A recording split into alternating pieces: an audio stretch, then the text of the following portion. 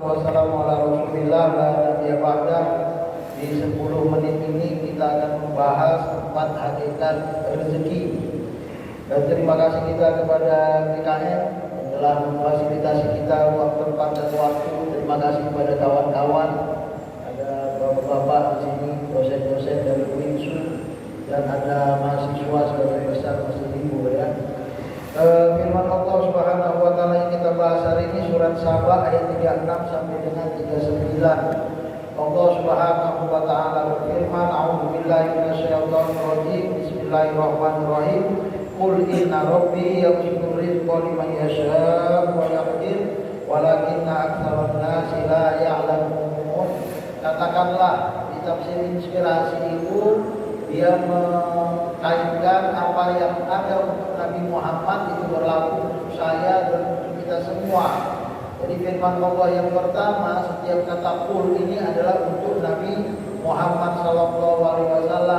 Tapi bagaimana Al-Quran menginspirasi, maka ini juga pesan untuk saya, Ustaz Jainal, untuk bapak-bapak, untuk ibu-ibu, untuk abang, untuk adik, kawan-kawan kita semua. Katakanlah wahai Ustaz Jainal, katakanlah wahai kawan-kawanku, katakanlah wahai Nabi Muhammad, inna rabbi yabsutur rizqa liman yasha'.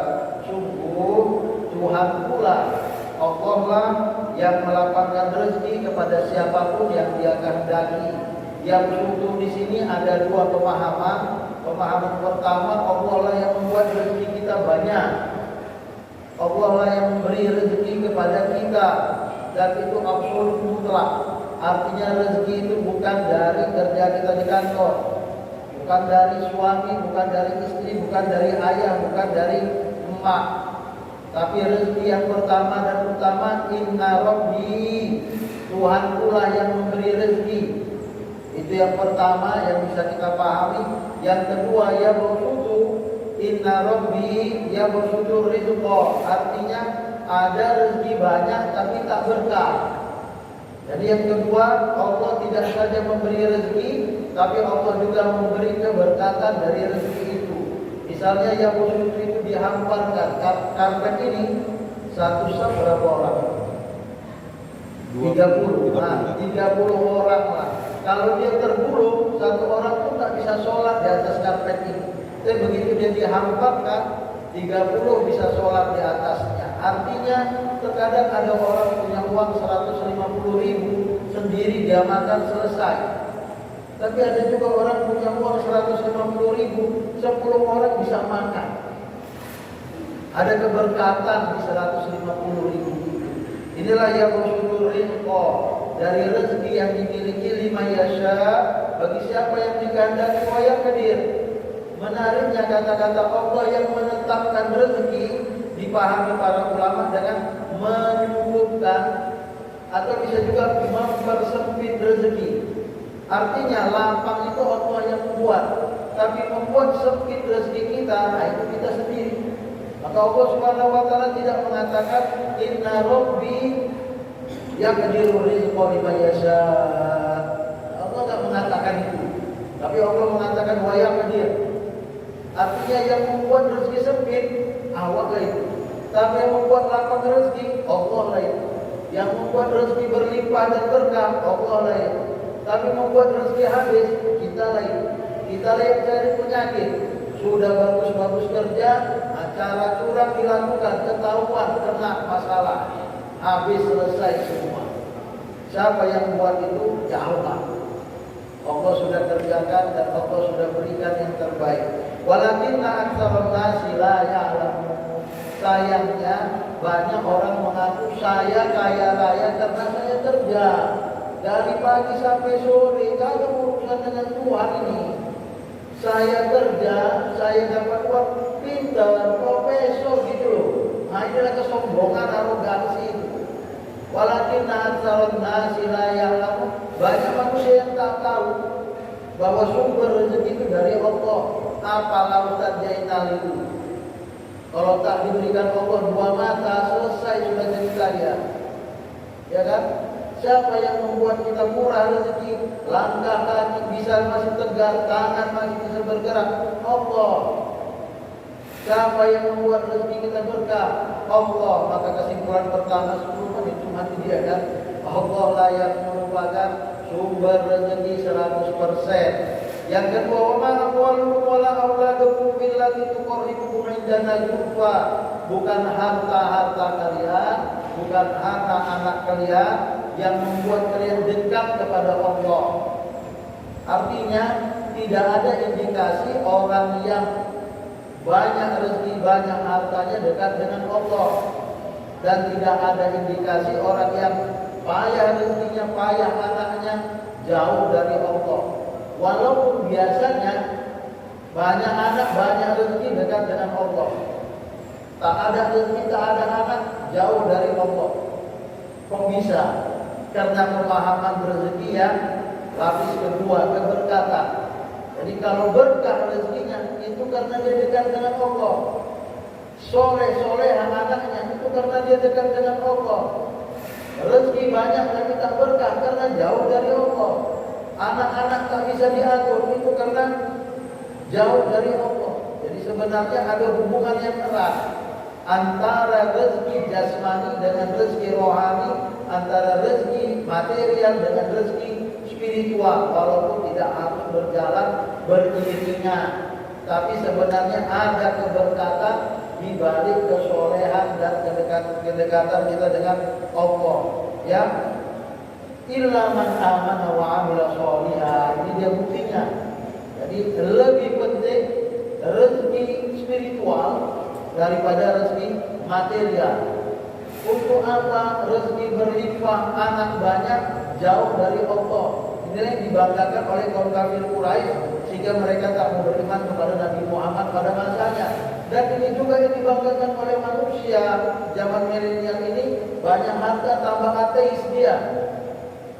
Maka Allah Subhanahu wa taala mengatakan keberkatan rezeki karena saya bisa beriman, karena saya ketika saya Bapak Ibu bisa beramal soleh. Lalladzina amanu illa man amana wa amila sholihan fa ulaika lahum jazaa'u dhi'fi bima amilu wa hum fil ghurfati aminun. Mereka itulah yang mendapatkan lipatan rezeki. Jadi rezeki tidak saja di dunia, masuk surga rezeki paling mulia. Ini terkadang kita melihat kesuksesan itu dalam bentuk finansial dan duniawi. Maka Allah Subhanahu wa taala merubah mindset kita aksarun la ya'lamun, bagaimana supaya tahu bahwa rezeki yang sesungguhnya ketika saya jemaah yang hadir di sini dilayakkan Allah masuk surga. Itu rezeki, ya. Maka disebutkan wa fil ghurfati aminun. Hidup aman di dunia itu rezeki. Hidup aman di akhirat lebih rezeki lagi. Jadi Bapak Ibu yang dirahmati Allah, ada orang hidup di dunia ini banyak hartanya, tidur pun tak bisa. Gak enak tidurnya itu. Ada rezeki banyak, wah artinya bunda bulana, dengar kata KPK saja langsung sakit kepalanya. Gak enak itu dengar hidup di dunia itu. Maka kata Allah Subhanahu wa taala, rezeki yang penting tidak saja materi, kedamaian, aminun. Yang paling penting aman dari neraka masuk surga. Itu masih yang kedua. Yang ketiga, sudah berapa menit? Habis 10 menit? Belum. Ya, kalau sudah kita tutup. Walladzina yas'auna fi ayatina mu'ajizin ulaika fil 'adzabi muhdharun. Ada yang paling sedih, orang lawan Tuhan karena merasa rezekinya hebat. Islamfobia. Tipe Abu Lahab bukan selesai pada masa Nabi. Kita akan menemukan orang-orang yang terus benci dengan Islam, dilawannya Tuhan, dilawannya Al-Quran, ada dibakar ya. Dilawannya Nabi Muhammad, ulaika walladzina yas'auna fi ayatina, ada ayat-ayat suci Al-Quran, ada tanda-tanda kuasa Allah bagaimana dipadamkan, mu'ajizin, dilemahkan. Orang seperti ini walaupun banyak rezekinya, fil azabi muhdharun, sebenarnya dia lagi cari penyakit, ingin hadir siksa, minta disiksa hidupnya. Fil azabi muhdharun, ini rezeki yang tidak ada gunanya, cari penyakit. Maka terakhir ayat 39 ini hampir sama redaksinya dengan 36. Maka yang ketiga ini apa? Yang pertama tadi 100% rezeki dari Allah. Yang kedua, rezeki spiritual lebih dahsyat daripada rezeki material. Yang ketiga, melawan Allah sebanyak apapun rezekimu hanya hidup dalam penderitaan. Dan terakhir, qul inna rabbi yabsutu rizqa liman yasha'u min 'ibadihi wa yaqdiru lahu. Hampir sama dengan ayat 36. Bedanya bahwa di sini ada min 'ibadihi dan di sini ada lahu, di sana tidak ada min 'ibadihi, tidak ada lahu. Kalau orang yang hafal Quran yang begini ini harus diperhatikan supaya jangan kejebak. Kok muter-muter layarnya dari 36, 39 balik lagi 36, 39, gak tambah, gak masuk ke 40. Ada tambahan. Apa bedanya? Karena 36 ini terkait dengan ayat sebelumnya kaum kafir Quraisy, maka tidak ada kata min 'ibadihi. Tapi di sini di 39 min 'ibadihi karena ada man amana wa amila sholiha, yang beriman beramal soleh itu adalah hamba Allah. Terkadang rezeki kita secara material terbatas, tetapi secara keberkatan tak terbatas.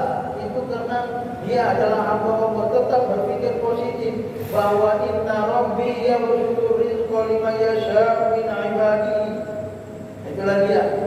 Dan Bapak Ibu yang dirahmati Allah, walaupun kita dibatasi Allah rezekinya, boleh jadi untuk kebaikan kita. Apa sih rezeki sesungguhnya di dunia ini?